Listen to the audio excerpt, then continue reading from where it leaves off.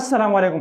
دا ویډیو خاص کر د هغه کسانو لپاره دا کوم کسان چې په فیسبوک باندې کار کوي، مطلب خپل ویډیوګانې جوړي او فیسبوک ته اپلوډ کوي. د فیسبوک کی طرف نه یو بهترین آپشن چې دی هغه لانچ شوی دی.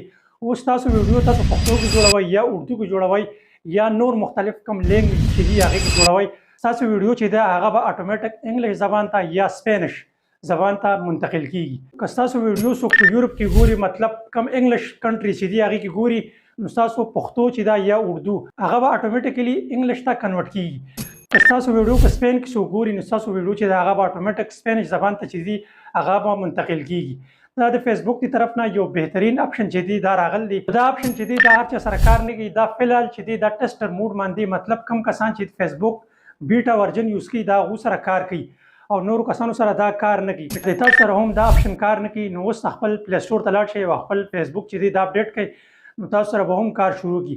اوس دا اپشن کوم ځای کې دی، دا څنګه کار کوي، مکمل طریقه درته ښیم. خو د ویډیو شروع کېدو نه مخکې زموږ دا ویډیو ځان سره لایک کړئ او که په دې پیج باندې نوي یې نو دا پیج ځان سره لازمي فالو کړئ چې موږ دغه شانتې انفارمیشن کانټینټ ستاسو لپاره جوړو.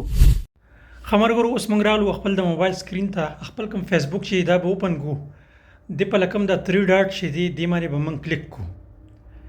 د باندې چې کله موږ کلیک کو نو خپل کوم پیج چې دی هغه باندې به کلیک کو. بیا به راشو کته کوم ویډیو چې دا الته به موږ ویډیو سلیکټ کو، ګیلری به موږ اوپن کو. دا ویډیو زه سلیکټ کوم، دا ویډیو ما سلیکټ کړه او بره تاسو ته نیکسټ ښکاري. د نیکسټ باندې به زه کلیک کوم. نیکسټ باندې چې ما کله کلیک کړ نو دا تاسو ته ښکاري په سیکنډ نمبر باندې ټرانسلیټ یور وایس وذ میټا ای آی.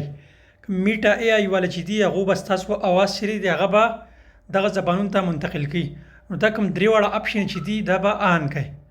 دغه کوم تاسو لپسنګ چې دی هغه به ما غشانتي څه قسم فرق په دی کې نه، او دا صرف په دوو ملکونو کې فعال کار کوي. مطلب تاسو زبان چې دی هغه به سپینش ته یو منتقل کیږي یو انګلیش ته. نور کوم کنټری کې چې دی دا رول اوټ شوی نه دی. صحیح ده.